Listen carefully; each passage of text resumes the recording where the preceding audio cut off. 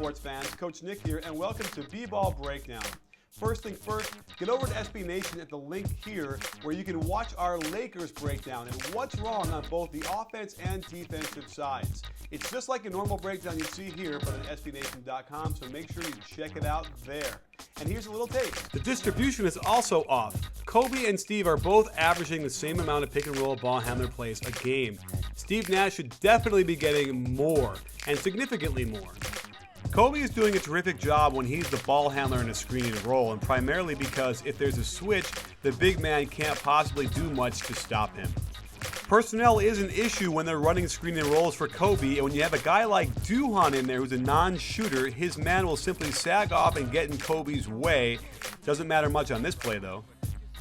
Today I want to do a special segment, and my Twitter buddy Jared Dubin over at hoopchalk.com is going to come on and we'll discuss the final minutes of the Thunder Warriors game from the other night.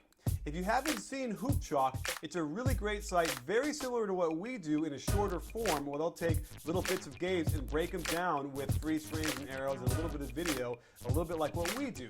So this is a great segment. I guarantee you're going to love it because Jared has a very similar take on things as I do, and we really get down into the nuts and bolts, the things that you can't get anywhere else.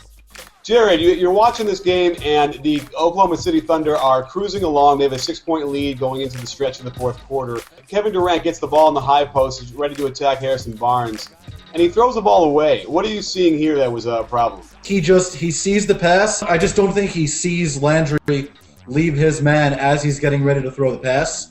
You know, what's interesting about that is that Landry's actually guarding Collison, but the way he's guarding that pin down, it doesn't look like he is. I don't even know if he meant to do that, but somehow it looked like he was, not guarding him, and he quickly figured it out. So, all right, so we'll go with what? Great steal as opposed to a boneheaded pass? Yeah, it's a great steal caused by the way they were playing defense on the pin down. I think you're definitely right. I really like when they go to this side pick and roll with Westbrook and Durant. What happens most of the time is exactly what happens here. They clear out one side of the court, and Durant comes over as if he's going to set a screen, but then he kind of slips it to the wing or the baseline, and he either gets a jumper out of it or Westbrook's able to turn the corner. Either one of those situations is good for the Thunder. Landry does play it pretty well. He comes over early, and they leave Sefolosha all by himself in the corner, but, when Durant pulls up like that, no one is going to stop that. And so now, this is not a surprise to you to see Jarrett Jack isolate on top and pull up and nail a 20-footer, is it?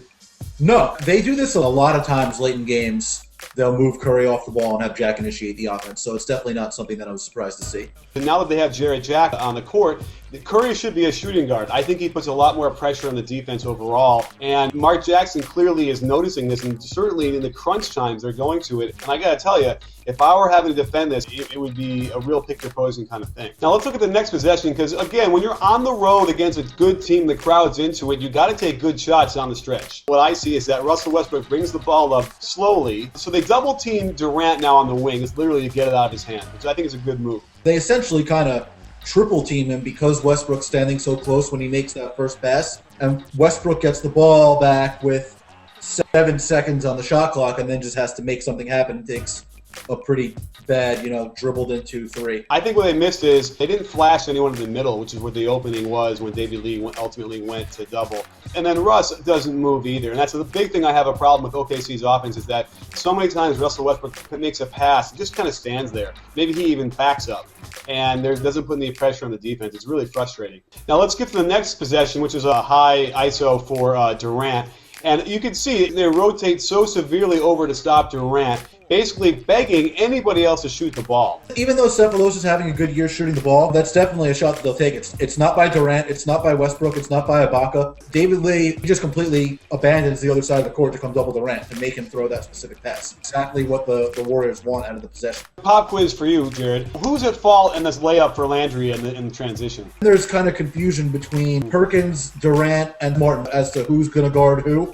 And nobody guards either Lee or Landry, it looks like. Oh, I'm going to go with straight on Kmart. He comes out, faces the ball, and then runs away from it. And at that point, that confuses everybody else. So I think that Kmart needed to stay on him and contain him at the top of the key, and then they could kind of get back sorted. So I think once he runs away from the ball, it's over. 3:27, down by 1 with the ball and 14 seconds on the clock. What are you seeing on this play that they call it? It looks like he just comes off a screen from Lee and he curls it around into the lane and gets a pretty easy shot out of it. Perkins is in awful position, and he's facing the wrong way.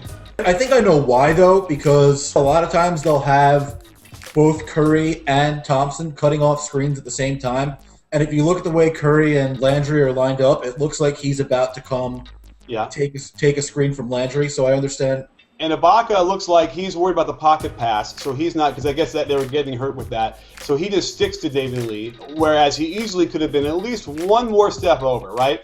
And if it's Ibaka one more step over, Clay isn't getting that shot off. That's going to be in the second row. Now Oklahoma City's lost the lead, right? They've given up really easy shots at the rim, and they haven't taken the best shots. So you would think, okay, this is the premium opportunity where they have to run something that's going to the basket and it's a good shot.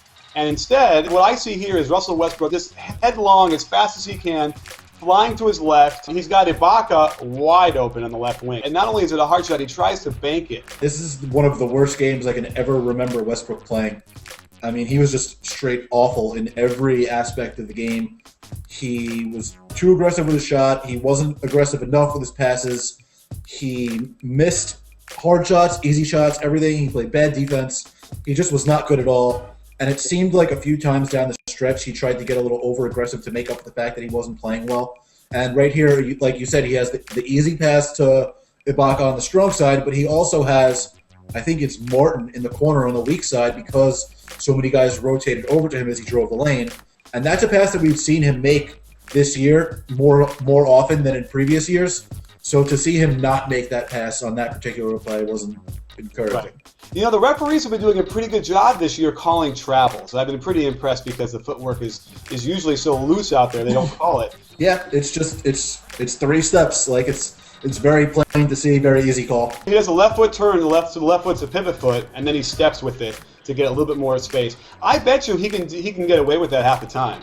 But I wouldn't be surprised. There are guys that get away with changing their pivot foots fairly consistently, I think. Here's my favorite part. When they take Curry, and it's basically like a staggered screen for Klay Thompson, and they have Curry screening. But again, like you said, the pocket pass, that time Ibaka does come up. So here's the thing that's weird. It's not really consistent on Oklahoma City.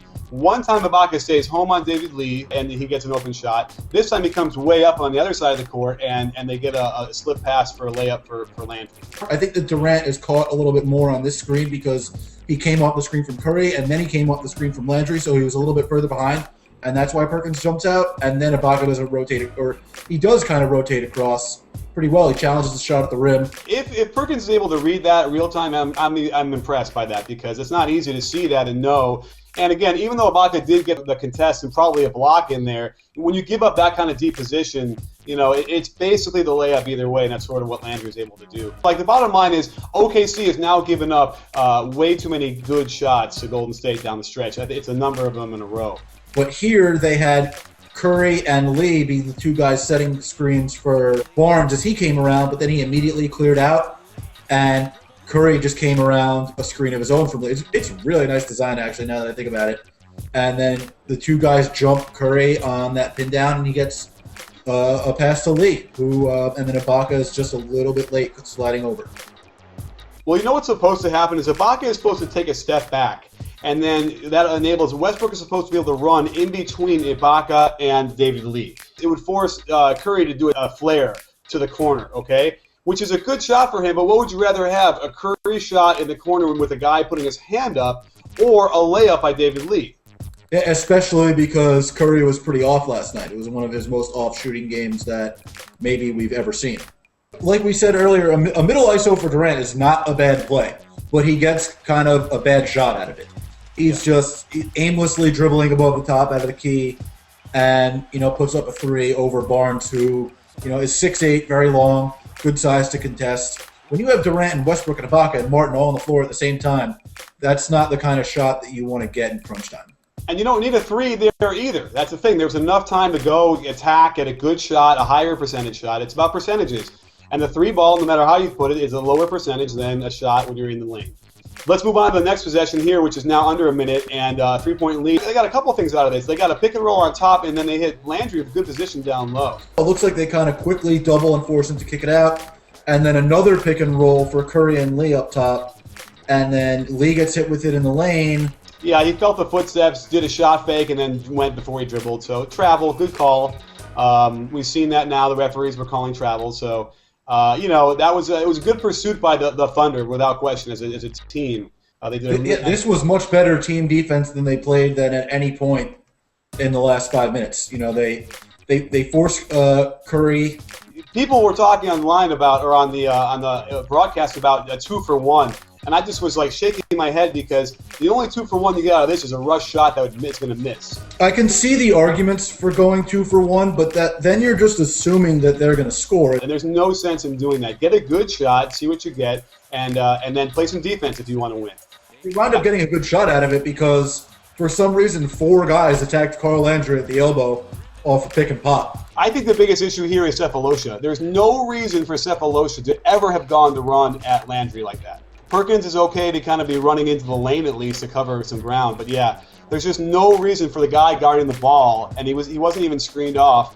Yeah, and especially when it's Steph Curry. There's no reason to leave Steph Curry to go guard Carl Landry at the elbow when 3 other guys are coming to guard Landry. Last play, out of bounds, Oklahoma City is down by 2. They're in a good position here, and we have a screen and roll, and who is at fault here on this turnover? I think it's Perk. He just kind of stands there after the screen instead of rolling to the rim, and then Curry just makes a great play. He abandons Westbrook at the top of the key because it looks like he kind of knows that pass to Perkins is coming.